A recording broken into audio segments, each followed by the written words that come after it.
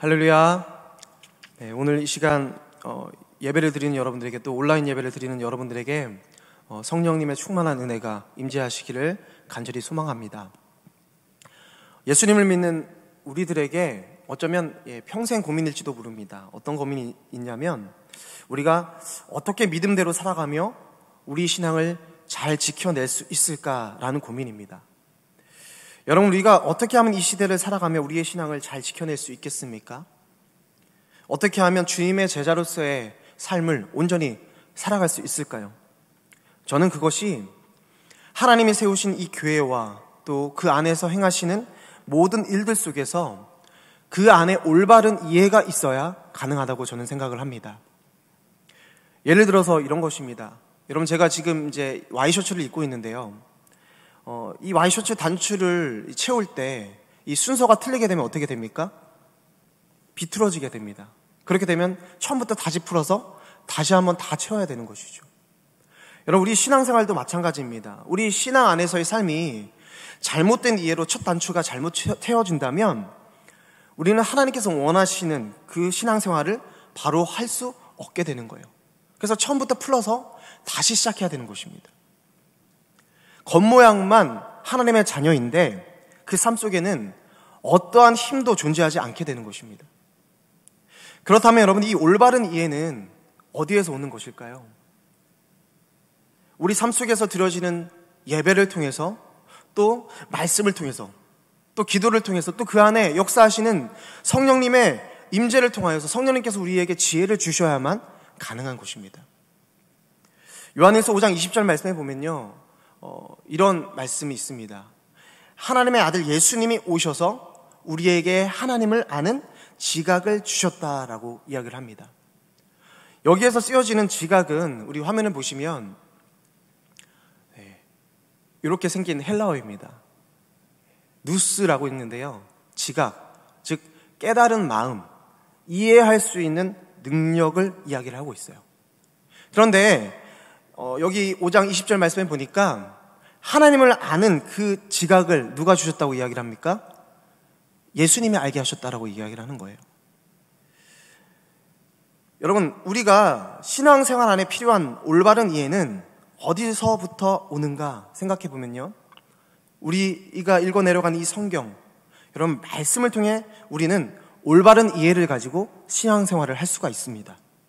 더 나아가서 성경에서 말씀을 통해 성령님께서 우리에게 선명한 지혜를 주셔야 우리는 그러한 이해를 가지고 신앙생활을 할 수 있다는 사실이에요.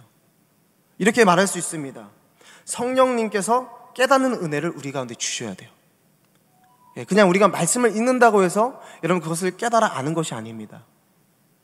하나님을 아는 지혜를 예수님께서 주셨다고 얘기하듯이, 여러분, 이 성경 속에 비춰지는 그런 의미들에 대해서 우리가 바른 이해를 가지려면 성령님께서 우리 삶 가운데 역사해 주셔야 되는 것입니다. 성경을 통해 성령의 은혜로 우리는 이 지각, 올바른 이해를 할 수 있다는 사실을 여러분들이 기억하시길 바랍니다. 우리가 아는 어떤 건너머로 배우는 지식을 가지고 우리는 신앙생활을 제대로 할 수가 없습니다. 성령님께서 깨달음을 주셔야 가능한 것입니다. 예를 들어 여러분, 성경에 은사에 대한 말씀이 나옵니다. 여러분들, 우리가 담임 목사님을 통해서 이 말씀을 들었던 기억이 있는데요.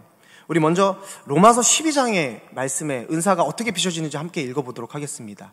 6절부터 8절까지인데요. 이어서 함께 읽어보도록 하겠습니다. 우리에게, 시작. 우리에게 주신 은혜대로 받은 은사가 각각 다르니, 혹 예언이면 믿음의 분수대로, 혹 섬기는 일이면 섬기는 일로, 혹 가르치는 자면 가르치는 일로, 혹 위로하는 자면 위로하는 일로, 구제하는 자는 성실함으로, 다스리는 자는 부지런함으로, 긍휼을 베푸는 자는 즐거움으로 할 것이니라. 아멘. 그런데 여러분, 우리 로마서에서 말씀하시는 이 은사가 이렇게 나와 있잖아요. 그런데 고린도전서 12장에서는 또 은사에 대해서 다르게 이야기를 하고 있습니다. 이것도 한번 읽어보도록 하겠습니다. 12장 8절 말씀인데, 어떤 사람에게는, 시작. 어떤 사람에게는 성령으로 말미암아 지혜의 말씀을, 어떤 사람에게는 같은 성령을 따라 지식의 말씀을, 다른 사람에게는 같은 성령으로 믿음을, 어떤 사람에게는 한 성령으로 병 고치는 은사를, 어떤 사람에게는 능력 행함을, 어떤 사람에게는 예언함을, 어떤 사람에게는 영을 분별함을, 다른 사람에게는 각종 방언 말함을, 어떤 사람에게는 방언을 통역함을 주시나니. 네.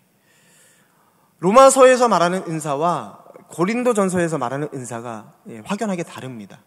제가 무엇을 말씀드리고 싶냐면, 여러분, 은사는 여러 가지로 나뉘어집니다.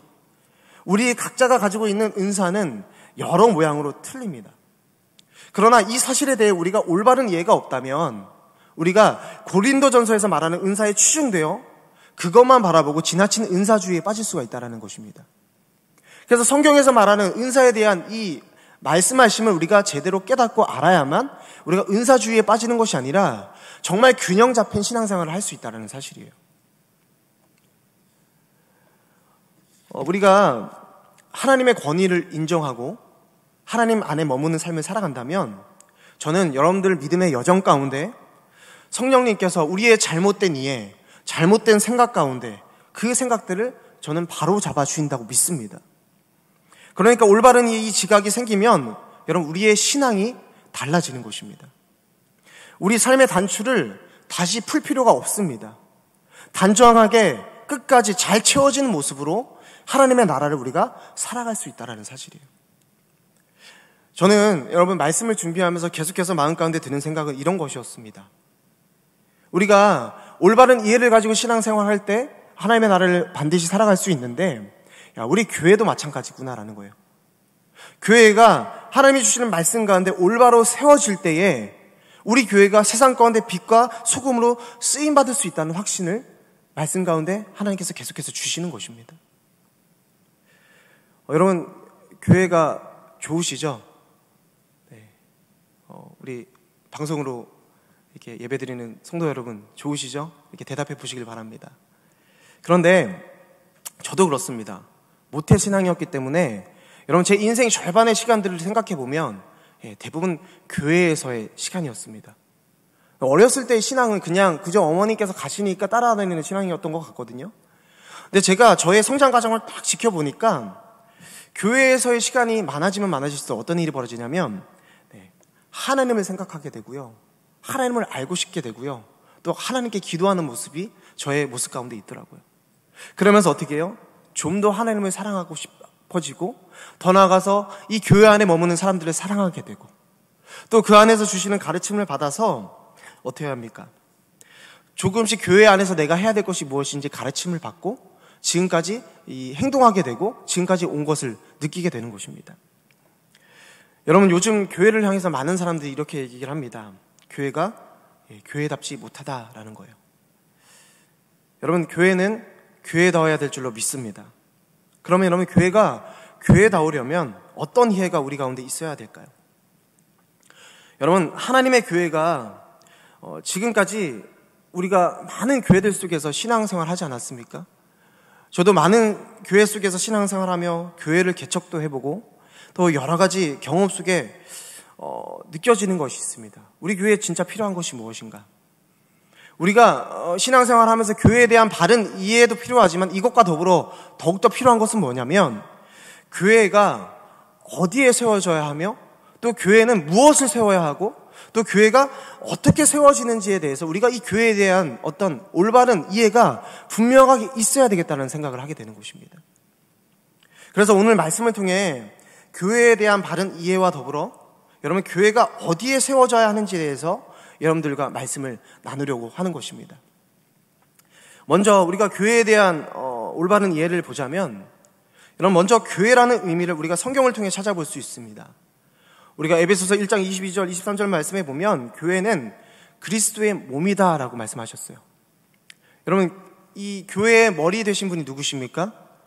예수 그리스도이시죠. 그런데 그 예수 그리스도 몸된 교회가 그 머리 되신 예수님과 하나 되어 연합하는 것을 이야기를 하고 계시거든요. 이것을 말할 때 지체라고도 표현을 하고 있습니다. 또 신약 성경에서 교회를 이야기할 때 교회는 하나님의 백성을 의미합니다. 사도 바울이 쓴 이 서신서를 보게 되면 이런 특징들이 있습니다. 사도 바울이 갈라디아서 교인들을 향해서 이 편지를 쓸 때 이렇게 이야기를 합니다. 갈라디아 여러 교회들에게라는 이 말씀으로 이 서신이 시작이 되어지거든요. 그런데 골로새서나 에베소서 또 빌립보서에서의 이 사도 바울의 고백은 교회로 표현하는 것이 아니라 이렇게 표현을 합니다. 성도들이여 라고 표현을 해요. 그런데 여러분, 이것을 우리가 같은 맥락으로 볼 수가 있는데요, 원어적인 표현으로 보면 무엇을 뜻하는 것이냐면 예수를 믿는 자들, 즉 성도를 가리켜 교회다라고 부르고 있다는 것입니다. 또 교회에 대해서 이런 이야기를 합니다. 히브리서 12장 22절로 24절 말씀 보면 교회를 하늘에 기록된 장자들의 모임이다, 또 온전하게 된 의인의 영들이다 라고 말씀하고 있습니다. 여러분, 이것은 무엇을 뜻하고 있는 것입니까? 이처럼 교회는 사람이 만들어낸 단체, 건물, 조직체를 이야기하는 것이 아닙니다. 바로 부름받은 하나님의 자녀, 성도가 교회라는 사실이에요. 즉 교회는 조직체가 아니라 여러분 생명체입니다. 이렇게 표현할 수 있겠습니다. 바로 여러분 우리가 교회라는 사실이에요. 우리가 교회를 조직체로 이해하면 교회는 우리가 키우는 게 됩니다. 그래서 교회가 어떻게 합니까? 이 어떤 물질적인 것, 또 질적으로, 또 숫자적인 것들에 대한 어떤 부흥을 추구하게 되거든요. 그런데 우리가 생명체로 보게 되면 어떻게 됐습니까? 여러분, 한 사람 한 사람의 영혼이 너무나도 중요한 거예요. 그래서 어떤 교회의 외형적인 성장을 바라보는 것이 아니라 한 영혼 한 영혼이 구원받는 역사에 우리가 초점이 맞춰지는 거예요. 그러니까 그 교회가 온전히 하나님의 나라를 이룰 수 있고 건강한 교회가 될 수 있다는 사실입니다. 여러분, 교회는 벽돌로 쌓아 올린 구조물이 아닙니다. 성도들의 신앙의 고백으로 쌓아 올린 생명인 줄로 믿습니다. 여러분, 교회는 세상과 같지 않습니다. 성경은 교회에 대해 설명할 때에 세상의 가치로 어떻게 효율적으로 운영해야 하고 어떻게 성장해야 되는지에 대해서 이야기하고 있지 않습니다. 교회는 절대로 세상을 닮아서는 안 됩니다.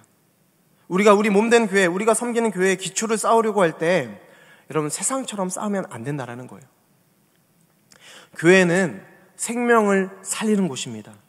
여러분, 우리가 이렇게 표현할 수 있는데요, 교회는 그리스도를 닮아야 하는 곳입니다. 여러분, 우리가 교회가 그리스도를 닮아야 한다라는 이 말을 여러분들에게 말씀드리면서 어떤 목사님이요, 교회에 대해서 이렇게 표현을 하셨어요. 뭐라고 표현하셨냐면 교회는 밤송이와 고슴도치들이 모여있는 곳이다. 잠깐 물 좀 마시겠습니다. 교회는 밤송이와 고슴도치들이 모여있는 곳이다. 여러분, 이게 무슨 의미입니까? 여러분, 제가 우리가 교회입니다라고 말씀드리고 교회는 그리스도를 닮아가야 된다고 말씀드릴 때 여러분 어떤 생각이 드십니까? 교회라고 생각하면 무엇인가 완전해야 되고, 그렇죠? 흠이 없어야 되고, 그냥 교회 안에서의 삶은 뭔가 은혜로워야 되고, 그렇죠? 무엇인가 이 세상이 말하는 기준 속에 달라야 하는 것이 있어야 된다고 생각을 해요. 그런데 이 목사님의 말씀처럼 교회는 밤송이와 고슴도치들이 모여 사는 곳입니다. 제가 말씀드리고 싶은 것이 뭐냐면요, 교회는요 여러분 완전한 곳이 아니에요. 저는 오늘 이렇게 표현하고 싶어요. 자라나는 곳입니다. 성경은 교회로 세워진 우리 성도들에게 분명한 사명을 말씀하고 있는데요, 우리 베드로후서 1장 4절 말씀 함께 읽어보도록 하겠습니다. 베드로후서 1장 4절입니다. 함께 읽겠습니다. 시작. 이로써 그 보배롭고 지극히 큰 약속을 우리에게 주사 이 약속으로 말미암아 너희가 정욕 때문에 세상에서 썩어질 것을 피하여 신성한 성품에 참여하는 자가 되게 하려 하셨느니라. 아멘. 성경은 하나님이 우리를 교회로 부르실 때 저와 여러분들이 거룩해서 부르셨다는 것이 아닙니다. 교회로 부르신 이유가 무엇입니까? 거룩함과 온전함을 목표로 우리들을 부르셨다는 사실이에요. 하나님은 우리가 예수 그리스도를 구주로 영접한 자리에서 머무는 것이 아니라 거기서부터 시작해서 결국 거룩함과 온전함의 자리까지 이르기를 원하십니다. 그러니까 여러분, 우리가 예수를 믿고 구원받았습니다라고 거기에서 그쳐서 살아가는 것이 아니라 교회 안에 머무른다면 더 나아가서 우리가 거룩함과 온전함의 자리에 이르기를 원하시는 것이 하나님의 뜻이라는 사실이에요. 에베소서 4장 15절 말씀 또 이렇게 말씀합니다. 함께 읽습니다. 시작. 오직 사랑 안에서 참된 것을 하여 범사에 그에게까지 잘할지라. 그는 머리니 곧 그리스도라. 아멘. 여러분, 교회라는 것은요, 하나님의 백성들을 다듬어 가는 자리입니다. 여러분, 우리가 이 사실을 분명히 생각해야 됩니다. 여러분, 교회에 왔는데요, 내가 꼴 보기 싫은 사람이 있습니다. 또 얄미운 사람이 있습니다. 감당 못할 사람들이 교회 곳곳에 있습니다. 그런데 아까도 말씀드렸죠. 교회는 누가 있는 곳이라고요? 밤송이와 고슴도치 같은 사람들이 모여 있는 곳입니다. 예수를 믿고 주로 시인하였지만 여러분, 완전함을 이루지 못한 공동체가 교회인 거예요. 그런데 여러분, 그 공동체가 추구해야 되는 것이 무엇입니까? 거룩함, 온전함이라는 거예요. 저는 이렇게 표현하고 싶습니다. 석공이 돌을 다듬듯이 이런, 우리가 이렇게 생각할 수 있거든요. 각고의 노력이 필요하다. 각고의 노력이 무엇입니까? 뼈를 깎는 고통 아니겠습니까? 교회가 하나님이 원하시는 그 수준으로 자라나기 위해서는요, 여러분, 이러한 노력들이 우리 삶 가운데 필요한 것입니다. 그러니까 우리가 교회에 머무니까 우리 스스로가 완전하다 생각하면 안 되는 거예요. 여러분, 교회는 그리스도의 몸인 줄로 믿습니다. 또 생명체입니다. 또 자라나는 자리입니다. 이것을 우리가 올바로 이해하고 우리가 교회라는 자부심을 넘어서 여러분, 우리가 또 다른 생명을 자라나게 하는 공간이 되려면 여러분, 또 우리가 생각해야 될 것이 무엇일까요? 제가 아까 초반부에 말씀드렸죠. 우리가 교회에 대한 바른 이해를 넘어서서 필요한 것이 있는데, 교회가 어디에 세워져야 할 것이며 교회가 어떻게 세워지고 교회에 무엇이 세워져야 되는지를 우리가 분명히 아는 것이 중요하다 말씀드렸습니다. 저는 오늘 교회가 어디에 세워져야 하는지를 우리가 분명히 깨달아야 한다고 생각합니다. 여러분, 오늘 말씀 보니까요, 예수님께서 교회라고 하는 단어를 사용하십니다. 예수님이 공생의 기간 중에 유일하게 이 자리에서 교회를 언급하시는데요, 처음으로 이 땅에 오신 예수님의 목적을 드러내 보이시는 것입니다. 그 예수님께서 오늘 말씀해 보니까 가이사랴 빌립보라는 도시 한복판에서 제자들에게 이렇게 묻습니다. 사람들이 나를 누구라 하느냐? 그랬더니 제자들이 이렇게 얘기하는 것이죠. 세례 요한이나 엘리야 또는 예레미야 같은 선지자 중에 하나라고 말합니다. 라고 말합니다. 그래서 예수님께서 또 제자들에게 묻습니다. 그러면 너희들은 나를 누구라 하느냐? 라고 말해요. 그랬더니 16절 말씀에 이렇게 고백을 합니다. 함께 읽습니다. 시몬 베드로가 시작. 시몬 베드로가 대답하여 이르되 주는 그리스도시요 살아계신 하나님의 아들이시니이다. 아멘. 여러분, 이 고백 여러분 너무나도 잘 아는 고백입니다. 당시 헬라, 이 로마 문명의 중심지이자 화려한 신전으로 둘러싸인 그 도시 한복판에서 이 베드로가 놀라운 고백을 하고 있는 거예요. 예수님께서도 놀라신 것이죠. 그러면서 예수님께서 또 이렇게 말씀하십니다. 17절 말씀에 함께 읽겠습니다. 시작. 예수께서 대답하여 이르시되 바요나 시모나 내가 복이 되도다. 이를 내게 알게 한 이는 혈육이 아니요 하늘에 계신 내 아버지시니라. 아멘. 요한의 아들 시모나, 너가 이것을 알게 한 것은 너의 혈육에서부터 그것을 이해한 것이 아니라 하늘에 계신 내 아버지가 알게 하신 것이다 라고 말씀하십니다. 여러분, 이 베드로의 고백을 누가 알게 하셨다고요? 하나님께서 알게 하셨다는 것입니다. 아까 제가 말씀드렸죠. 누스. 예수님에 대해 이해하는 능력, 이 깨달은 마음 누구로부터 온 것입니까? 하나님으로부터 온 것입니다. 그래서 베드로가 고백할 수 있었던 거예요. 주는 그리스도시요 살아계신 하나님의 아들입니다.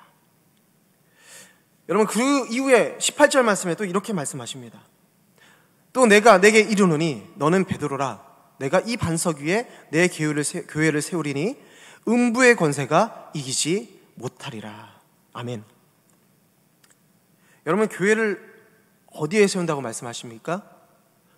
직접 말씀하셨어요. 이 반석 위에 세우겠다라는 거예요. 여러분, 그 반석이 무엇입니까?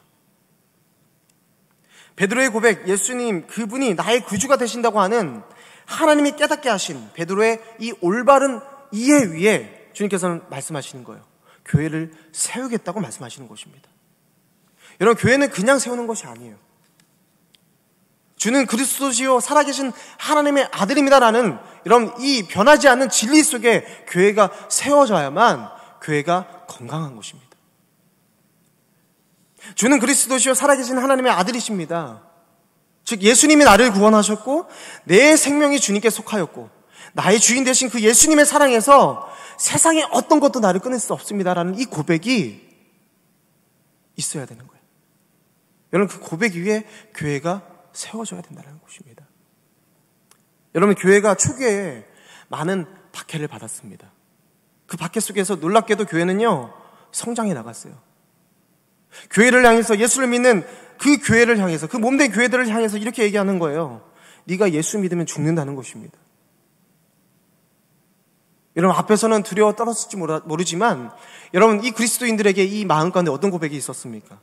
당신은 나를 죽일 수 없다. 내 생명은 주님께 속하였다라는 거예요.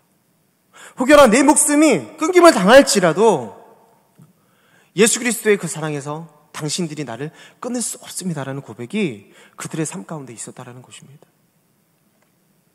여러분, 이것이 성도의 고백인 줄로 믿습니다. 여러분, 이 올바른 고백이 없으면 교회는 교회되지 못하는 것입니다. 이 고백 위에 교회가 세워지지 않으면 이 교회는 예수님을 드러내고 높이는 공동체가 아니라 도리어 예수님을 죽이는 공동체가 될 수 있습니다. 여러분, 유대인들이 예수님을 핍박하고 죽인 이유가 무엇입니까?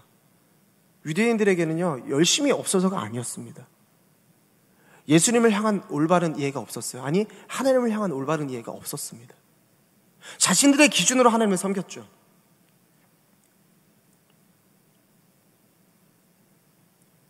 그런데 여러분, 사도 바울도 한번 생각해 보십시오. 같은 유대인으로서 예수 믿는 자들을 핍박하는 자였습니다. 왜 그랬습니까? 예수님에 대한, 하나님에 대한 올바른 이해가 없었어요. 근데 그가 이 예수 믿는 자들을 핍박하러 다메섹 도상을 통하여 가다가 그곳에서 예수님을 만납니다. 여러분, 그 예수님을 만나자 예수님께서 무엇을 사도 바울에게 주십니까? 예수님에 대한 올바른 이해를 주시는 거예요. 주는 그리스도시며 살아계신 하나님의 아들입니다. 여러분, 이 올바른 이해가 이 사도 바울에게 생기자마자 어떤 일이 벌어집니까? 그 사도 바울의 인생이 달라지기 시작했다는 사실이에요. 저는 여러분, 이 고백이 우리 교회의 든든한 기초가 되기를 간절히 소망합니다. 우리의 세상적인 욕심 위에 이 교회가 세워지는 것이 아니라, 우리의 필요를 위해 교회가 세워지는 것이 아니라, 주님만이 우리의 구원자가 되시며 온 세상을 주관하시는 살아계신 하나님의 아들이시기에 지금 이곳이 하나님의 나라인 줄로 믿습니다라는 이 고백이 여러분 삶 가운데 있게 되기를 저는 간절히 소망합니다. 여러분, 이 예수 그리스도라는 반석 위에 교회가 세워져야 하는 것입니다. 교회 안에 예수님이 목적이 아니라면 여러분, 우리가 모래 위에 이 교회를 세우는 것과 마찬가지인 것입니다. 여러분, 오늘 말씀을 통해 우리가 한번 우리의 신앙, 교회된 우리의 삶을 한번 점검해 봤으면 좋겠습니다. 내가 과연 이 바른 신앙 고백 위에 내 교회를 세웠는가? 아니면 모래 위에 지어서 금방이라도 넘어질 것 같은 그런 신앙생활을 하고 있는가?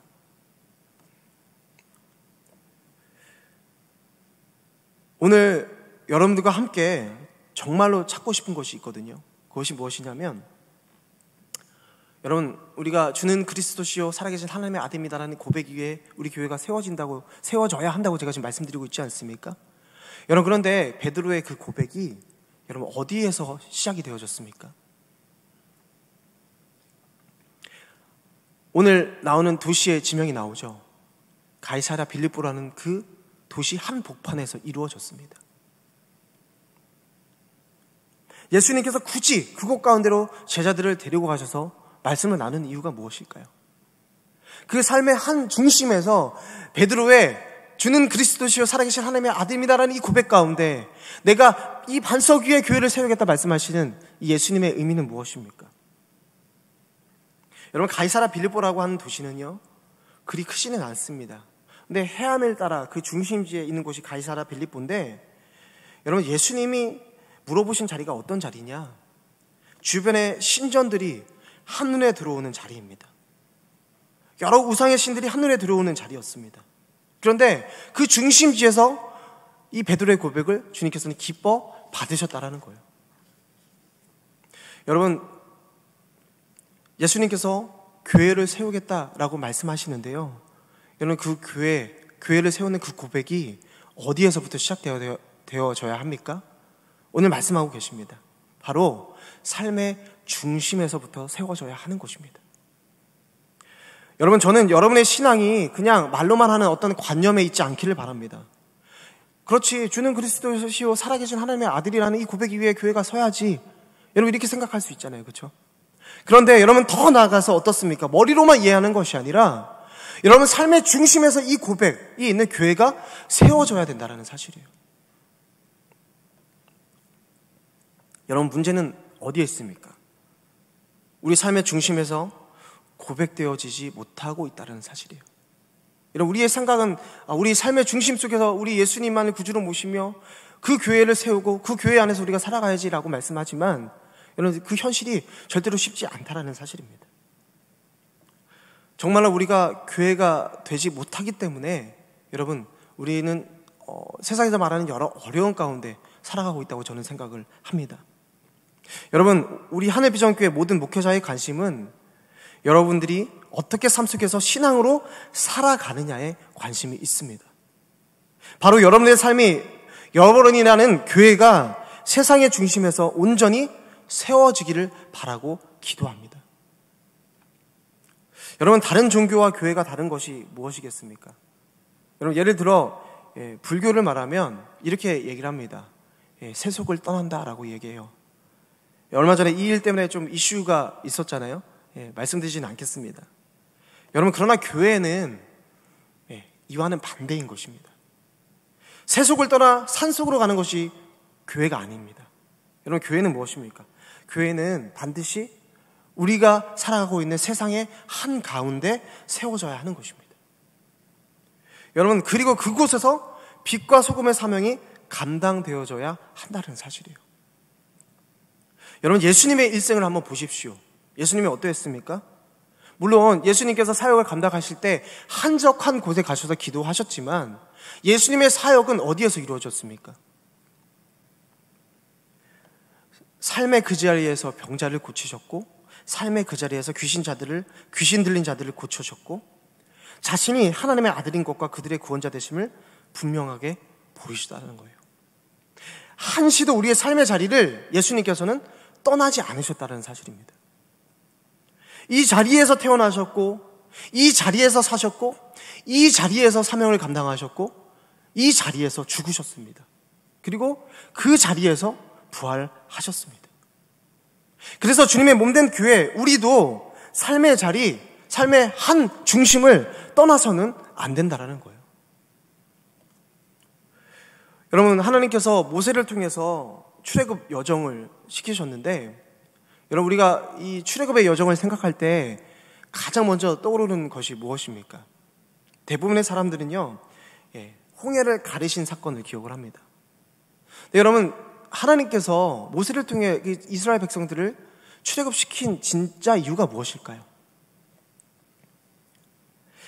하나님께서 우리에게 보여주시는 것이 무엇이냐면, 모세에게 십계명을 주시고 나서 어떻게 하셨냐면 성막을 짓게 하셨습니다. 그리고 하나님이 이렇게 말씀하셨어요. 우리 출애굽기 29장의 말씀인데요, 한번 보도록 하겠습니다. 조금 길지만 함께 같이 읽어보도록 할게요. 함께 읽습니다. 시작. 내가 거기서 이스라엘 자손을 만나리니 내 영광으로 말미암아 회막이 거룩하게 될지라.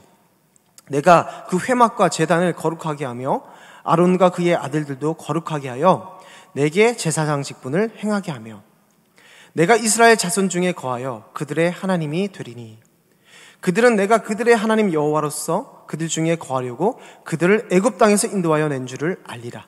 나는 그들의 하나님 여호와니라. 아멘. 여러분, 성막은 어디에 있었습니까? 이스라엘의 진영 한복판에 있었습니다. 그들 삶의 중심에서 하나님이 그들을 만나 주셨다는 거예요. 하나님을 만나기 위해서 저 먼 곳으로 가서 하나님을 만났던 것이 아니라 그들이 살아가는 삶의 진영 중심에서 하나님을 만날 수 있었다는 거예요. 하나님께서 말씀하시는 것입니다. 내가 거기서 너희를 만나겠다라는 거예요. 내가 거기서 너희를 반드시 만나겠다라고 말씀하고 계시는 것입니다.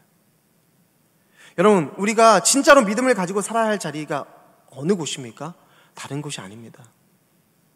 여러분이 교회에서 어떻게 지나는가에 대한 관심보다 하나님은 여러분들이 삶의 한복판에서 어떻게 고백하며 살아가느냐, 어떻게 주님을 바라보느냐, 그것을 더 중요하게 생각하고 계신다는 사실이에요. 벌써 7년 전의 일인데요. 제가 결혼을 하고 나서 신혼여행을 어디로 갔냐면 푸켓이라는 곳으로 갔습니다. 태국인데요. 그런데 그때 우리가 갔던 그 시기가 마침 이 태국의 축제 기간이었습니다. 여러분, 축제면 되게 기쁜 기간이잖아요, 그렇죠? 근데 저는 일주일 내내 저희 아내가 아파서 저 혼자 이렇게 셔터 사진을 찍으면서 이 알람을 맞춰놓고 혼자 사진을 찍고 그렇게 일주일을 보냈어요. 그러니까 생각해보면 혼자 있었던 기억밖에 없습니다. 왜? 아내는 침대에 계속 누워 있었고. 그런데 한 가지 기억에 남는 게 있어요. 그게 뭐냐면 축제 기간이잖아요. 그런데 여러분, 이 푸켓에서 축제 기간이면 어떻게 이 태국 사람들이 하냐면 접신을 합니다. 접신이 뭡니까? 귀신을 초청하는 거예요. 근데 어떻게 초청하냐면 거리를 활보하면서 삶의 중심에서 그 귀신을 접신하는 모습을 이 세상 사람들에게 다 보여주는 거예요. 그 과정 중에 하나가 무엇이냐면 이 창 있잖아요. 창, 뾰족한 창을 어떻게 하냐면 이 볼로 해가지고 양쪽으로 뚫습니다. 되게 끔찍하죠.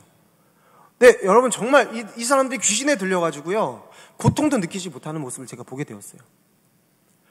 야, 참 신기하다라는 생각도 했지만 너무 끔찍한 거예요. 어떻게 저렇게 할 수가 있을까?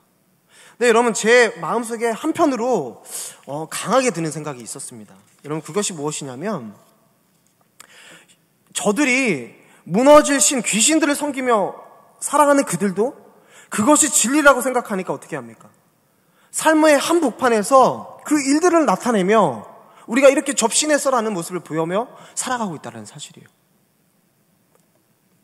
음부의 권세를 가지고 살아가는 사람들이 그렇게 살아가고 있더란 것입니다.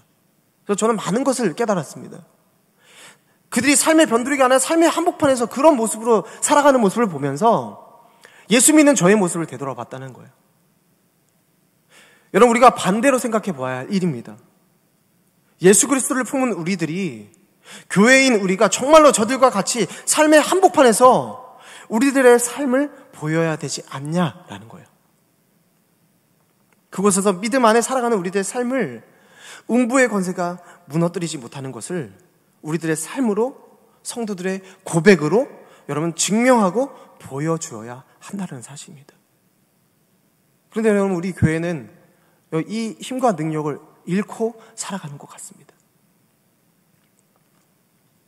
여러분, 삶의 한복판에서 세워지는 것이 교회가 아니라 삶의 중심에 세워지는 것이 교회인 줄로 믿습니다.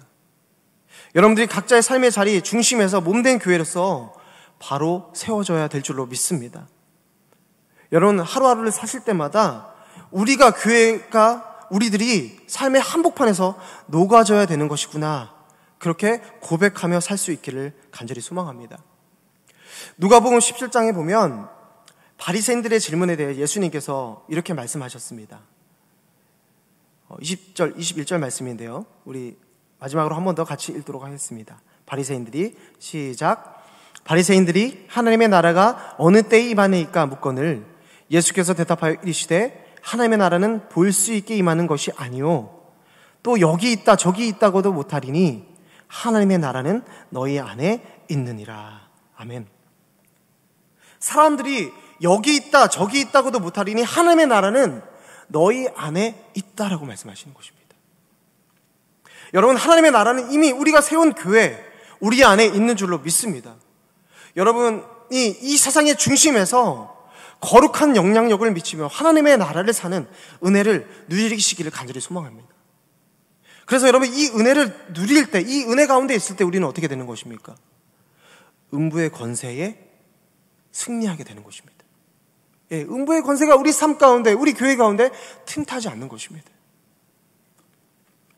오늘 하늘비전교회 모든 성도들은 그 삶의 중심에서 음부의 권세와 싸워 이긴 무용담으로 풍성해지기를 간절히 소망합니다.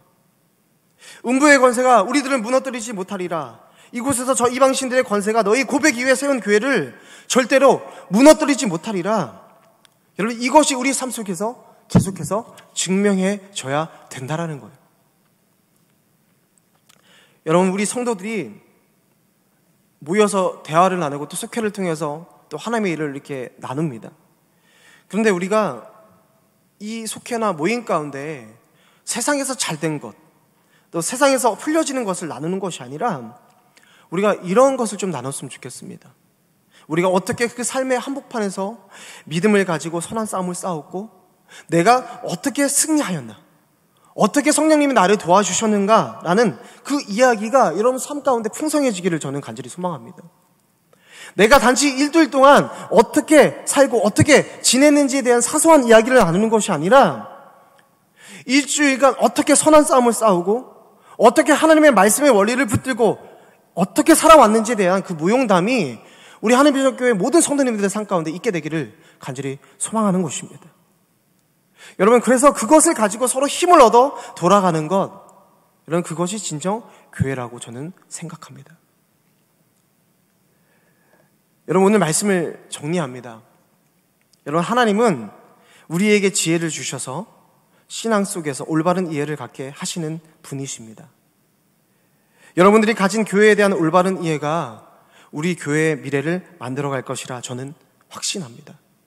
그래서 간절히 원하기는 성령님께서 그 지혜 주시기를 간절히 소망해요. 여러분, 우리가 교회입니다.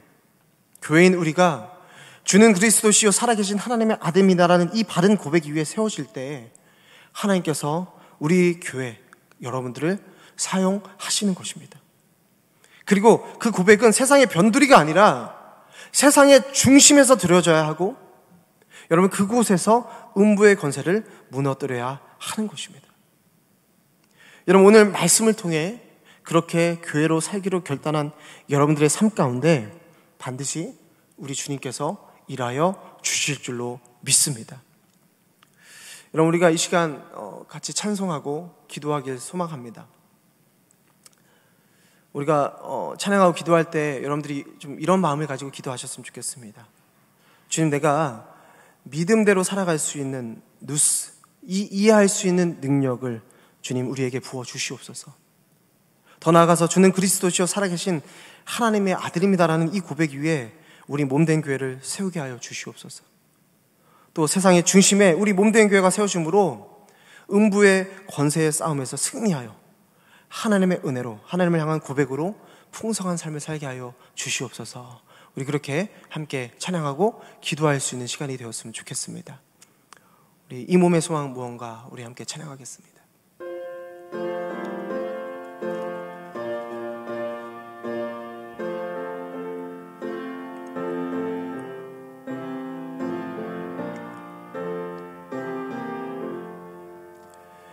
이 몸의 소망 무언가 우리 주 예수뿐일세. 우리 주 예수밖에는 믿으리 아주 없도다. 주 나의 반석이시니 그 위에 내가 서리라. 그 위에 내가 서리라.